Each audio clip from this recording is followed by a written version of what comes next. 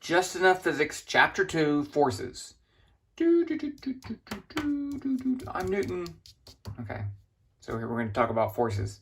I don't feel like this is super exciting, and I'm not super excited about it, but we just got to get into this. I liked the last one where we talked about the nature of force and motion, but now we need to do some examples of force and motion. So the problem that we have here is that we're in one dimension. And one dimension isn't super interesting, but we're going to do it anyway. Okay, so let's start with this case.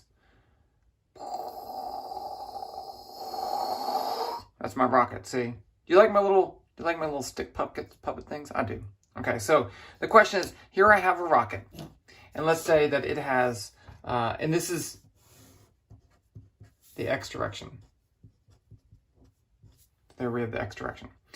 So in this case, I have a rocket, and then I have a force, I'll call it Fr. Now, I am writing this as a scalar value with no direction because we're in one dimension. So in one dimension, vectors are either positive, pushing in the positive x direction, or negative, pushing in the negative x direction. Now that's going to matter later when we talk about components of vectors because they're positive or negative. But vectors themselves are not positive or negative. But wait, we haven't really gotten into vectors, so I'm just letting you know. Okay, let's also say Fr is 100 newtons.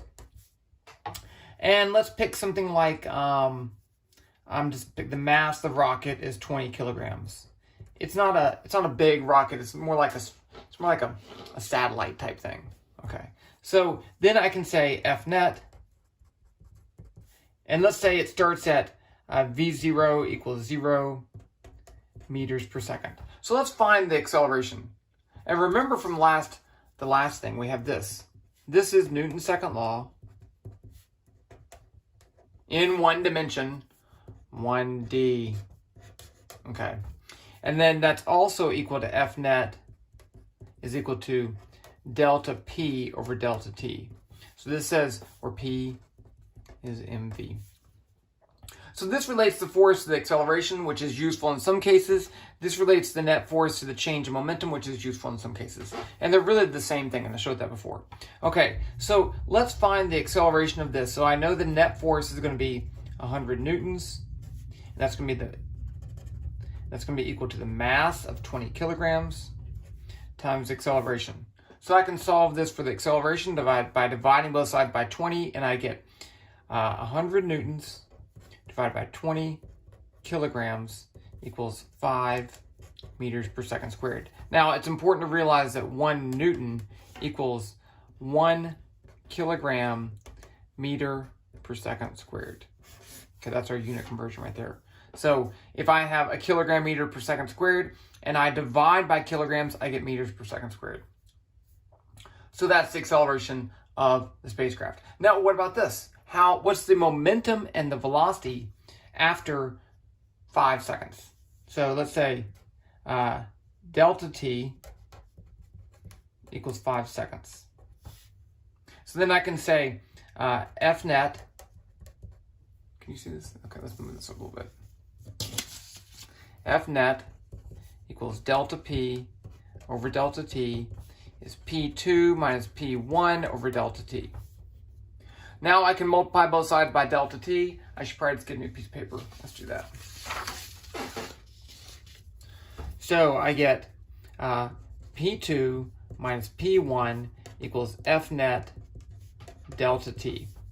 Now I want to find the final momentum, so I'm going to add P1 to both sides. P1 plus F net delta t. Very important equation. This is the momentum update formula. Update. So I know that it starts from rest. So P1 is going to be equal to 20 kilograms times 0 meters per second equals 0 kilogram meters per second. That's the unit for momentum. Yes, there's no shortcut. Okay. So that means P2 is going to be equal to 0 kilogram meters per second plus the force, 100 newtons, times the time of 5 seconds. And so a Newton second is indeed a kilogram meter per second, because one of those seconds will cancel. So I get over here 500 kilogram meters per second. And that's the final momentum. Now what if I want to find the final speed? I can say P2 equals mv2. So v2 equals P2 over m. That's going to be 500 kilogram meters per second divided by 20 kilograms. Let's see, so that would be so if divided by 20, 25, right? Yeah, because it cancels, that's the final speed. You could also use the acceleration that we found before and say v2 equals v1 plus a delta t. That's 0, that's 5, and that's 5, and you get 25. You get the same thing. Yay. Okay. Let's do another example.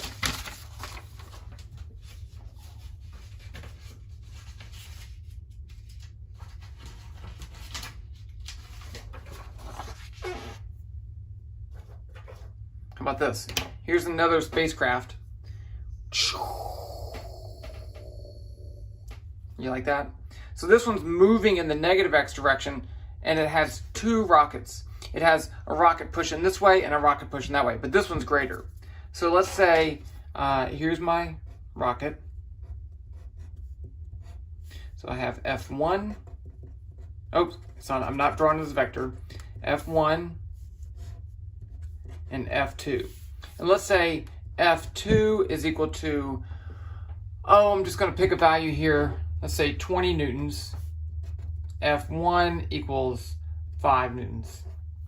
And the mass here is 30 kilograms.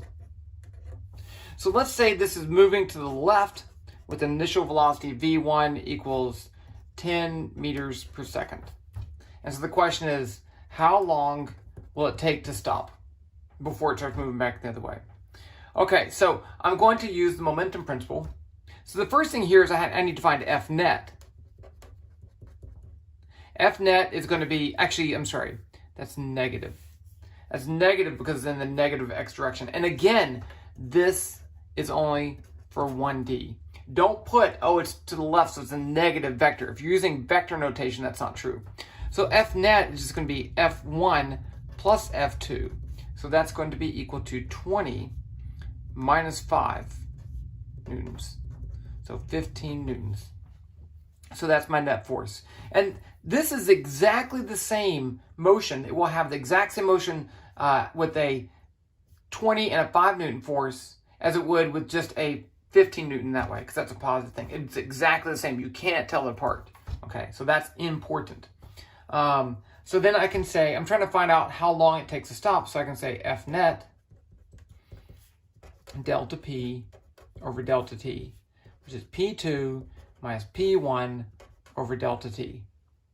Now, P1 is actually, P1 is going to be negative 10 meters per second times 30 kilograms, negative 300 kilogram meters per second. And then, let me move up a little bit. I planned this out poorly, that's fine. So now I want to, and P2 is 0 because it stops. So now I want to solve for delta t, so I can multiply both sides by delta t and divide both sides by F net, and I get delta t is P2 minus P1 over F net.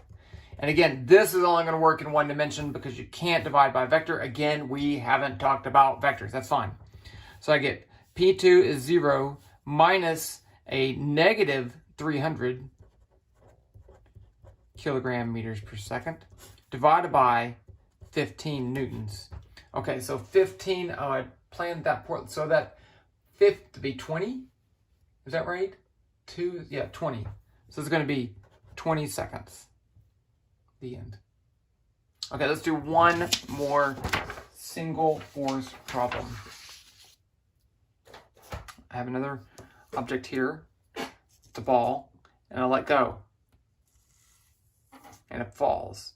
So if you have a ball that's falling and then nothing's acting on it except for the Earth's gravitational force, near the surface of the Earth, I can say F equals, in the y direction, negative mg, where g is the gravitational field with a magnitude of 9.8 newtons per kilogram.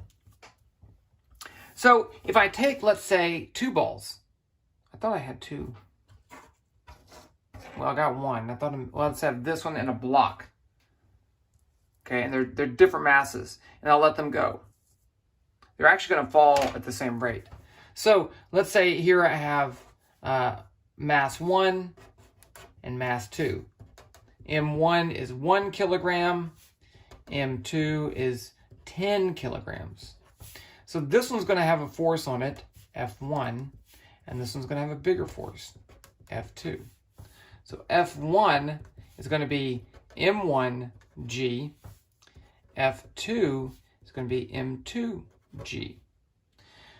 Which one's going to have the greater acceleration? Well, for object 1, we have F net equals F1. Yeah, oh, this is going to be actually negative. So normally we write G as a positive value, it's a magnitude, but now in one dimension I have to make sure that's negative.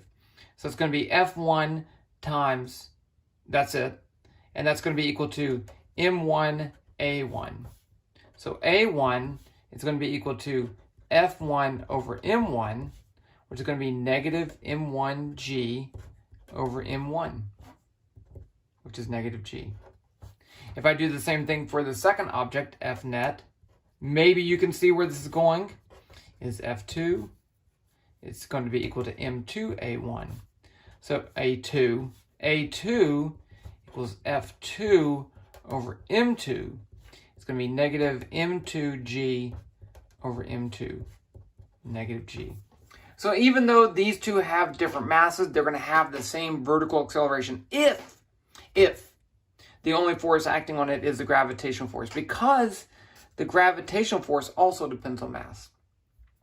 So this is the famous problem that people consider which is going to hit the ground first, a heavy object or a lighter object. If they're both released from rest and you can ignore the air resistance, then they hit at the same time. Okay, and they hit the same time because they have different forces. A lot of people are going to say, oh, they hit at the same time because gravity is the same. No, it's because the gravitational force depends on mass and the acceleration depends on the same mass. And so those kind of cancel. Okay, so those weren't super interesting. We're going to get into some super awesome problems. I think maybe even I think I'll just go ahead and do it in the next video. It's going to be looking at the motion of a mass on a spring hanging vertically. It's going to be awesome. You're going to love it. Okay.